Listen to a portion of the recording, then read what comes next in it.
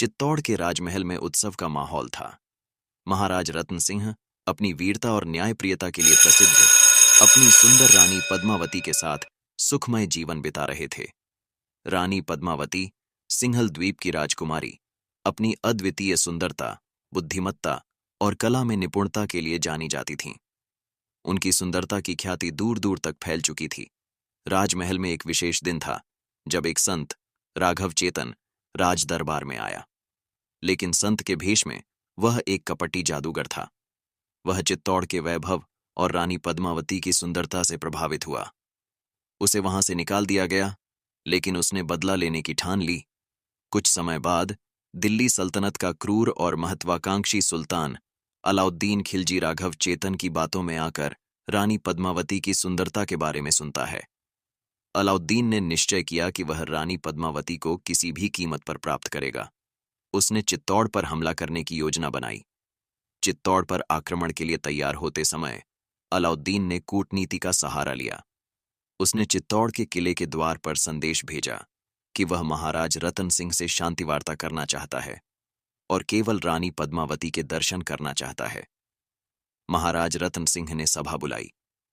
रानी पद्मावती ने अपनी बुद्धिमत्ता और समझदारी का परिचय देते हुए निर्णय लिया कि सुल्तान को सिर्फ उनका प्रतिबिंब दिखाया जाएगा। रानी के आदेश पर उन्हें एक विशाल दर्पण के माध्यम से जल महल में प्रतिबिंब दिखाया गया। अलाउद्दीन ने जैसे ही रानी को देखा, उसकी लालसा और बढ़ गई। लेकिन वह जानता था कि महाराज रत्न सिंह और उनकी सेना के रहते वह रानी तक नहीं पहुंच सकता। उसने छल का सहारा लिया।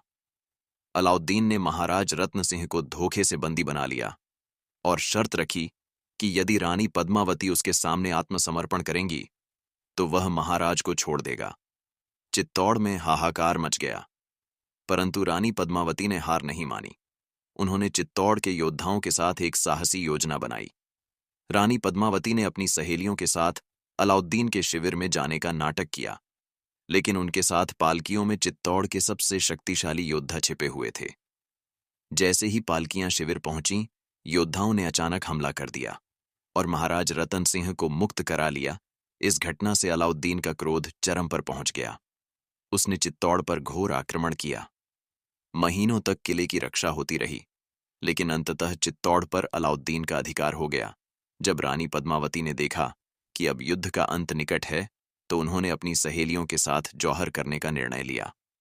सैकड़ों राजपूत स्त्रियों ने अपने सम्मान की रक्षा के लिए अग्नि को गले लगा लिया। रानी पद्मावती की यह कथा केवल एक प्रेम कहानी नहीं, बल्कि प्रेम, वीरता और आत्मसम्मान की ऐसी अमर गाथा है जो पीढ़ियों तक याद की जाती रहेगी।